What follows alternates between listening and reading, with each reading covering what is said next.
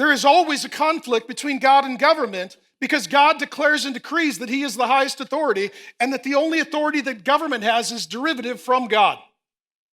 So it says in Romans 13, government gets its authority from God. What government wants to do is be the highest authority, remove and replace God. So what the government does in the story of Elijah, hear me in this, closes all the churches. And it sends forth false prophets to keep the churches closed. See, we talk about fake news, and the biblical language for that would be false prophecy. A false prophet is one who says something will happen, causes a spirit of fear to come among a people so that they give up their liberties and stop worshiping God. And what they are told is a lie, and it doesn't come to pass.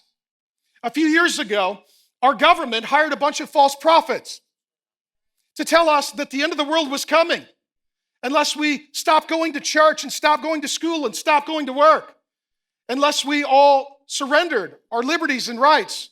A spirit of fear gripped planet Earth. For the first time in the history of the world, the Church of Jesus Christ was closed. Was closed. Same thing's happening in the days of Elijah. All the churches were closed. And COVID-19 was a series of false prophecies that were promulgated by the government.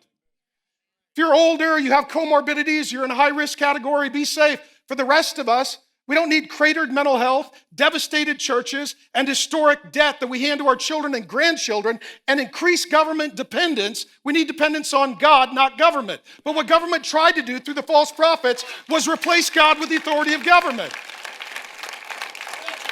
This is not political. This is biblical. And what happens is the Bible steamrolls everything because God has authority over all. Howdy, Pastor Mark here. Thanks for viewing the clip. And if you'd like the entire sermon, we've got it ready to go.